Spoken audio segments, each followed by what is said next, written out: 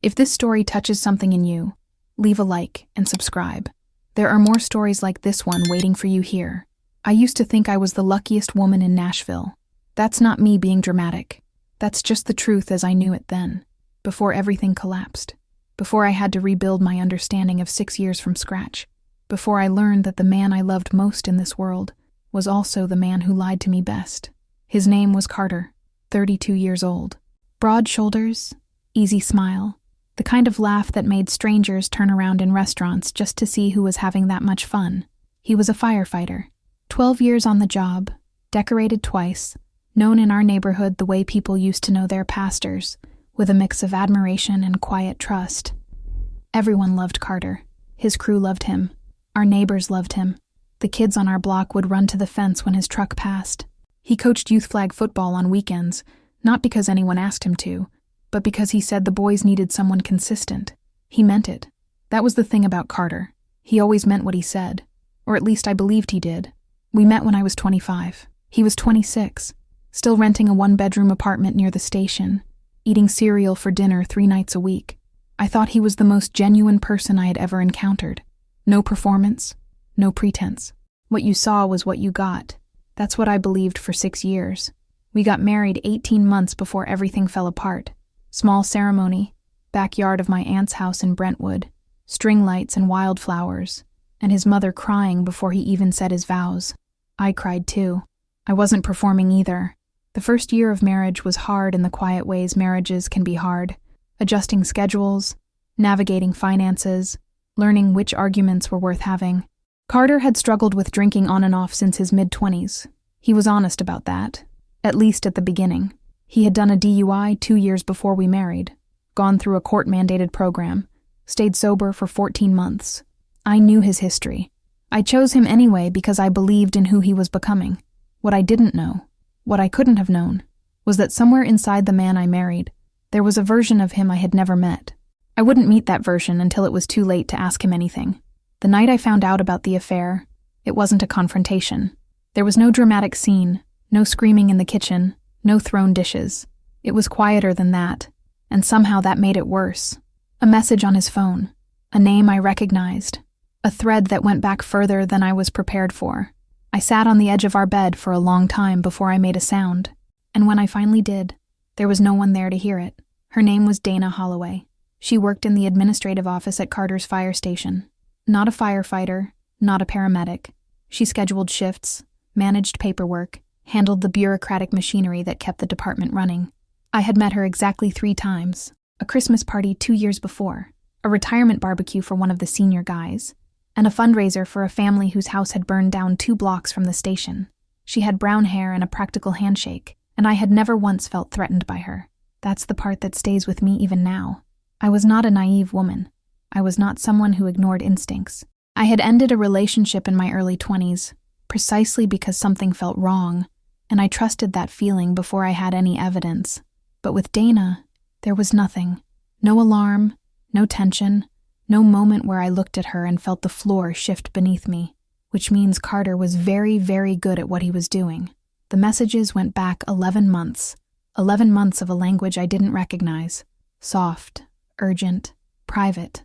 He wrote to her the way he used to write to me in the early years, before life got practical and text became logistics. There were inside jokes I had never heard, references to places they had been together. A particular Tuesday afternoon that he described in a way that made my stomach turn because I remembered that Tuesday. I remembered what he told me he was doing that afternoon. He had lied without hesitating. I didn't go through the whole thread that night. I couldn't. I read enough to understand what I was looking at, and then I put the phone face down on the nightstand, and I sat very still, and I tried to decide whether to wake him. I didn't wake him. I went to the kitchen instead, and I stood at the sink, and I looked at the street through the window for a long time. Our neighborhood was quiet at that hour. A dog somewhere, the low hum of a porch light, everything exactly as it had been the night before, and the night before that, and all the nights of our marriage when I had believed we were building something real. I made coffee. I didn't drink. When Carter came downstairs the next morning, I was already dressed. He poured himself a glass of water and asked if I had slept okay, and I said yes, because I needed time to think before I said anything true. He kissed my cheek before he left for his shift. His lips were warm. He smelled like the soap he always used. I stood in the kitchen after the front door closed, and I understood for the first time that I had been living inside a story he wrote without me. The question now was what to do with that. I gave myself 3 days before I said anything.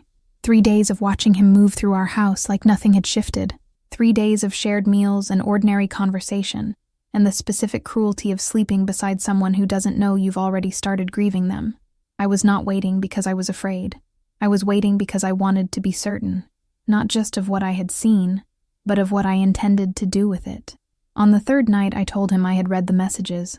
I said it plainly, without build-up, while he was sitting at the kitchen table with a glass of water. I didn't raise my voice. I had decided before I spoke that I would not perform my pain for him. Whatever I felt was mine, and I wasn't going to let it become a scene he could later describe to someone else. He didn't deny it. That surprised me more than the affair itself. I had expected deflection, at minimum. Excuses. The kind of verbal maneuvering that buys time. Instead, he set down his glass and looked at the table for a long moment, and then he said he was sorry, and that he hadn't meant for it to happen, and that things with Dana had become something he didn't know how to stop. And then he said he thought we should get a divorce. Not as a question, not as something he was considering.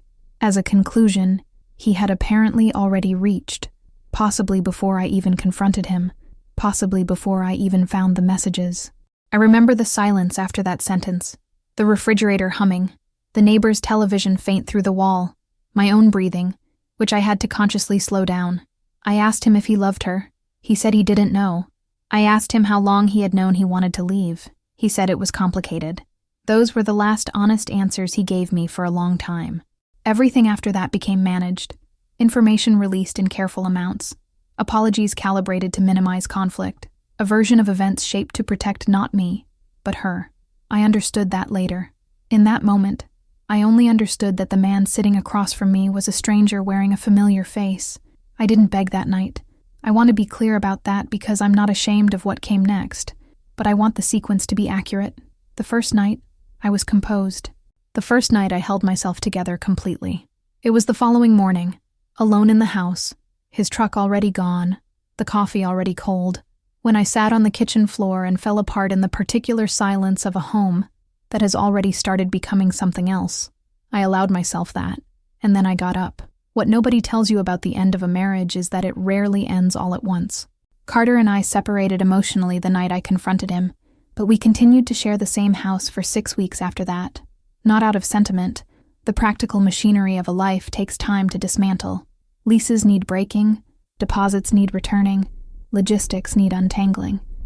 We had a joint account, shared subscriptions, a dog named Hatch, who didn't understand why the atmosphere in the house had changed.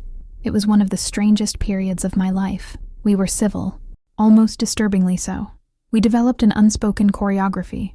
Who cooked on which nights, who took Hatch in the mornings, when it was acceptable to use the living room. We passed each other in the hallway with the careful politeness of people who understand that hostility is expensive, and neither of them can afford it right now. But underneath the civility, I was doing something else entirely. I was reading. A friend had sent me a book. I won't pretend the title didn't irritate me at first. Something about losing a cheater and gaining a life. But I read it in 4 days, and something in me reorganized. Not healed, not resolved, reorganized. I started to see the previous 6 years not as a love story with a bad ending, but as a much more complex arrangement that I had been only partially informed about. The drinking that came and went, the moods I had learned to navigate, the ways I had quietly adjusted myself to accommodate his comfort without ever naming what I was doing.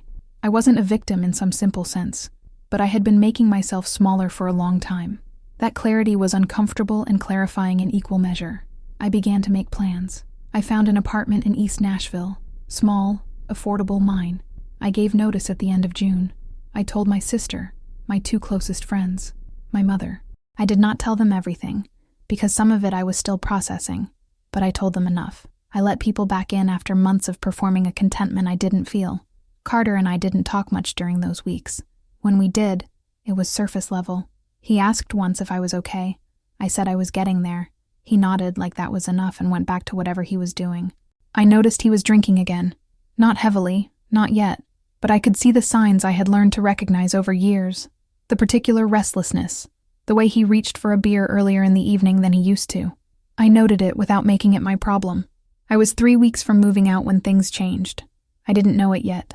I was sleeping better than I had in months, making plans, feeling the specific lightness of someone who has accepted a hard truth and decided to move forward anyway. 3 weeks from my own front door. It was a Tuesday in early July. I remember the heat. Nashville in July is relentless, the kind of thick, humid heat that makes the air feel like something you have to push through. I had been at my sister's house for dinner. The first time in months I had sat at someone else's table and laughed without forcing it. I drove home around 9:30 with the windows down and the radio on, and something that almost felt like peace settling in my chest. Carter's truck was in the driveway when I got home. That wasn't unusual. He had been home most evenings that week. His shifts had changed, or he said they had. I didn't track his schedule anymore with any particular attention. I parked, gathered my bag, went inside. The house was quiet in a way that felt different from ordinary quiet. I called his name once. No answer. I set my bag on the kitchen counter and poured a glass of water and stood there for a moment before I went to look for him. I found him. I'm not going to describe what I saw in detail, because some things belong only to the person who lived them, and also because I've learned that the specific details don't actually help anyone understand it better. What I will say is that the glass of water was still in my hand when I found him, and I remember being aware of that, the cold weight of it, ordinary and absurd, while the rest of the world went completely silent. He was gone. The paramedics told me later that it had been quick. I don't know whether they said that because it was true, or because it was the kindest available sentence. Either way, it didn't touch the thing that had opened up inside me standing in that room. I called 911. I went outside. I sat on the front porch steps while the neighborhood filled with lights and sound. A neighbor came and put a blanket around my shoulders, even though it was 90 degrees. I let her because I didn't know what else to do with my hands. My sister arrived before the paramedics had finished. She sat beside me on the steps and held my hand, and didn't say anything for a long time, which was the right thing. I found out later, days later, through a series of conversations I had to piece together myself, that Carter had spent that afternoon with Dana, that there had been an argument, that he had left her apartment and stopped somewhere and drank heavily and then came home. He came home, to our house, to the house we were still technically sharing while I was at my sister's table laughing for the first time in months. He came home and he didn't wait for me. He died protecting her secret, while I was still in the house. I have turned that sentence over in my mind more times than I can count, not as poetry, not as something I chose, just as the most accurate way I have found to describe what happened that Tuesday in July. He spent his final hours consumed by whatever was broken between him and Dana. He came home carrying that, and somewhere in the space between my sister's dinner table and my front door, he made a decision that had nothing to do with me. I was 3 weeks from my new apartment. He didn't know that, or maybe he did. I'll never know which. That thought has lived in me ever since. Not as accusation. There's no one left to accuse. Just as a fact I carry. He was thinking about her in his final hours. Not about me. Not about what we had been. About her, and whatever had broken between them that afternoon. People know how to respond to a widow. There is a script for it. The casseroles, the phone calls, the careful voices, the flowers that arrive in waves and then stop. People knew Carter. He was a firefighter, respected, visible in the community. The response was significant. Cards from the station, a formal ceremony with dress uniforms and folded flags, neighbors who had watched him coach youth football standing at the back of the room with their hands folded. I stood at the front of all of it and accepted condolences from people who were grieving someone I was no longer sure I had known. The grief I was experiencing didn't have a clean name. It wasn't widow's grief exactly. We had already separated, already begun dismantling the life. I had already mourned the marriage in the weeks before he died. What I was feeling was something more tangled, grief for the person I had believed him to be, anger at the person he had turned out to be, and a particular kind of sorrow for the version of this I would never get. Because here is what losing someone to death after betrayal takes from you. It takes the confrontation. I had a list, not a literal list, but a mental one, things I had intended to say to him eventually, when enough time had passed and I was steady enough to say them clearly. Questions I deserved answers to, moments I wanted him to account for, the kind of reckoning that doesn't fix anything but at least closes a loop. Death closed the loop without giving me any of it. There was no final conversation, no moment where he had to look at me and acknowledge the full weight of what he had done. He left without that. He left owing me that. and there is no collecting from the dead. My sister told me I was processing it remarkably well. My mother said I was so strong. Friends who didn't know the whole story offered me the language of tragic loss. Gone too soon. What a life he had. Such a good man. I accepted their words without correcting them. Not because I was protecting his memory. I want to be honest about that. I was protecting my own energy. Explaining the complexity of what I actually felt to people operating on a simpler version of the story was a project I didn't have the capacity for in those early weeks.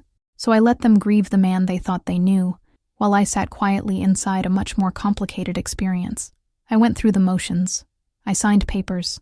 I made arrangements. I answered questions from the station chaplain and the insurance representative and the grief counselor the department offered, who was kind, but who was working with incomplete information. Through all of it, I felt two things simultaneously. I was glad I had started to let go before he died. And I was furious that I never got to finish the conversation. The dead leave things behind, not just the obvious things, the clothes, the equipment, the personal effects that arrive in a box from the station 2 weeks later. I mean the other things, the digital things, the paper things, the things tucked into the back of drawers and buried in email folders and stored in the histories of phones that still work even after the person carrying them does not. I didn't go looking immediately. I gave myself the first 2 weeks to simply function, to sleep, to eat, to answer the necessary messages, to let my sister bring me food I mostly didn't taste. But somewhere around the 3rd week, something shifted. I needed to understand what I had actually been living inside. I started with his email, not because I had a specific thing I was searching for, but because I needed to know the shape of the deception, how long it had been running, how deep it went, what version of our life was real, and what was constructed for my benefit. What I found was worse than I expected. The relationship with Dana had begun not 11 months before I found the messages, as I had initially calculated, but closer to 2 years. 2 years. That rewrote the math of our entire marriage.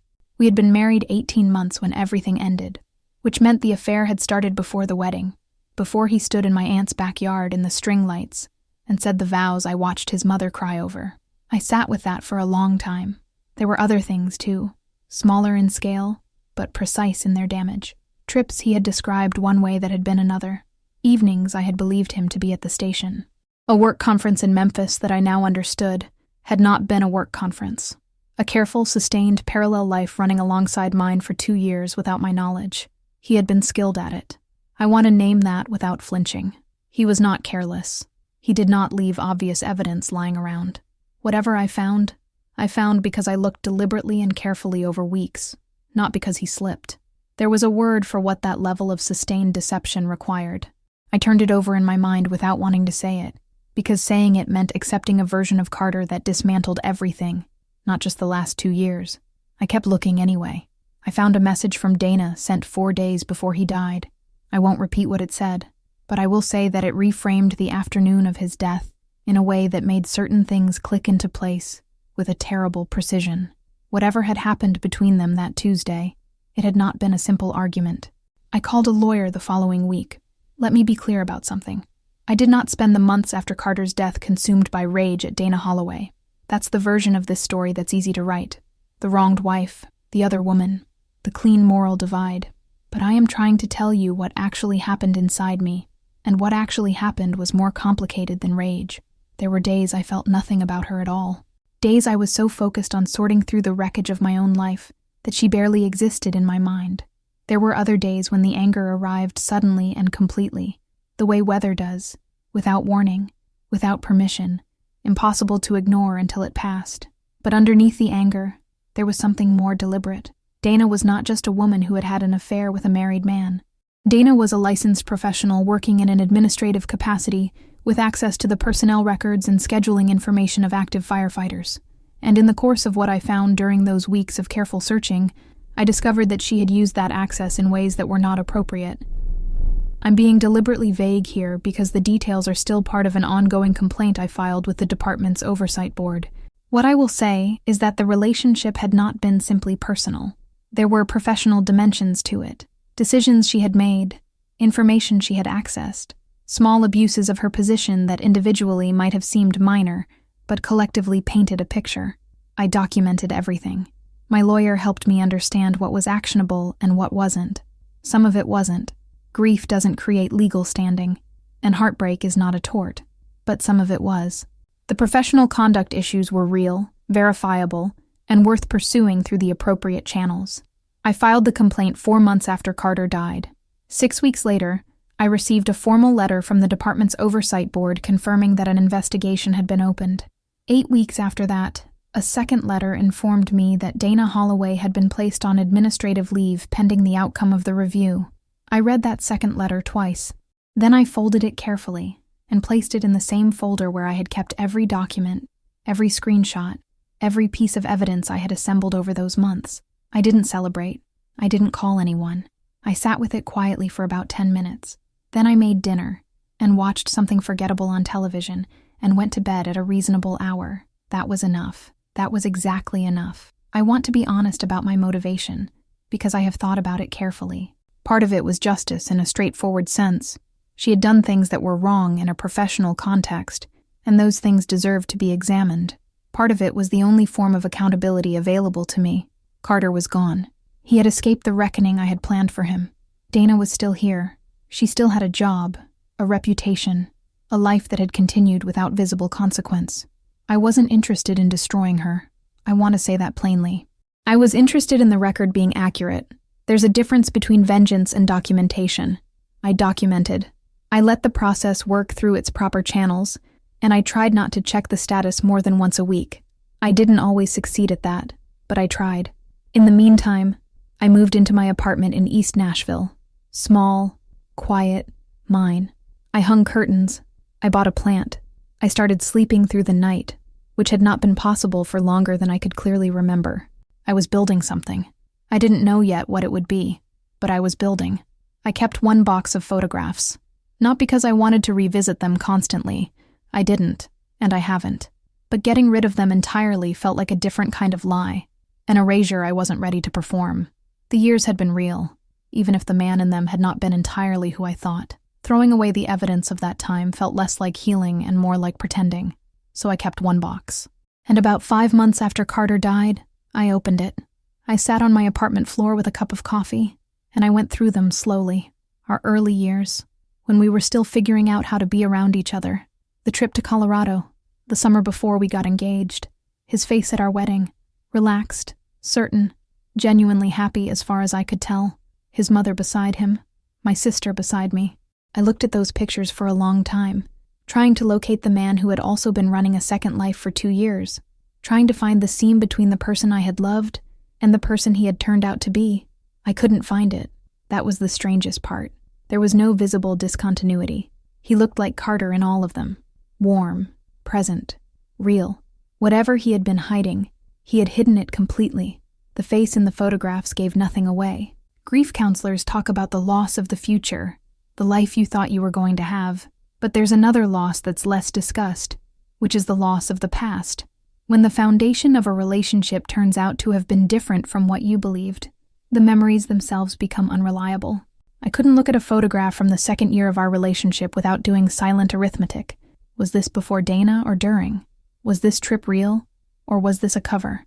That particular kind of retroactive doubt is exhausting in a way that's hard to explain to someone who hasn't experienced it. I got through the box. At the end of it, I felt something I didn't expect. Not sadness, exactly, and not anger either. Something quieter. A kind of tired clarity. The feeling of finally being done with a long and difficult task. I closed the box. I put it on the high shelf in the closet. I went for a walk.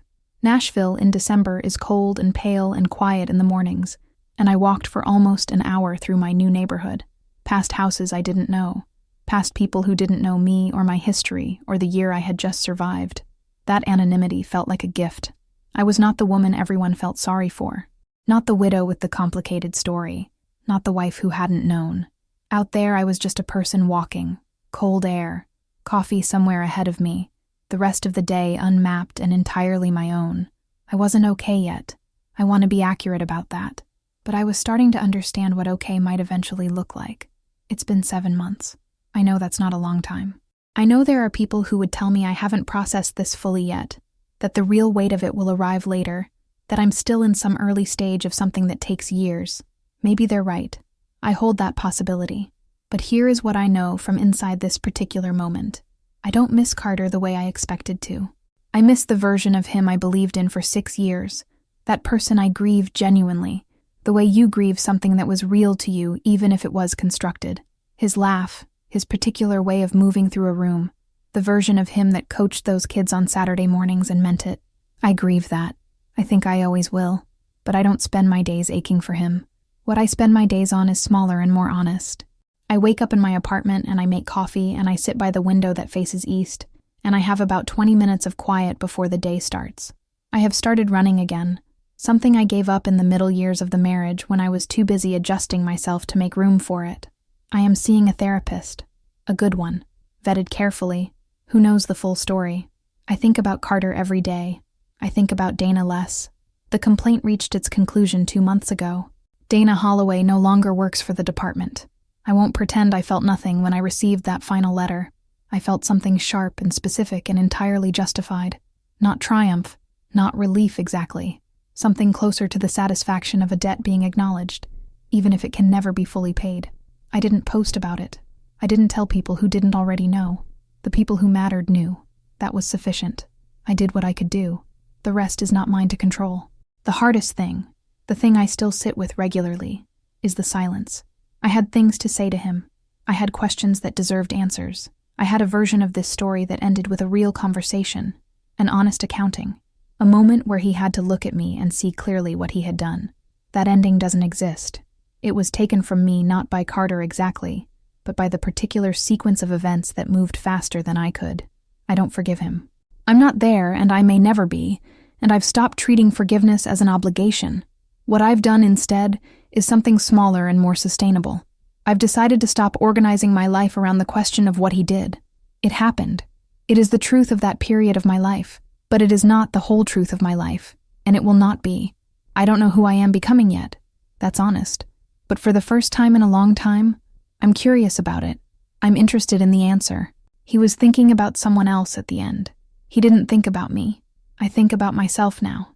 That's not bitterness. That's just where I am. Thank you for being here and for listening to this story all the way through. It means more than you know. If it moved you, please leave a like and subscribe so you don't miss what's coming next. And if you have a story of your own, something you've lived through, something you need to put into words, leave it in the comments. You never know who else needs to hear it.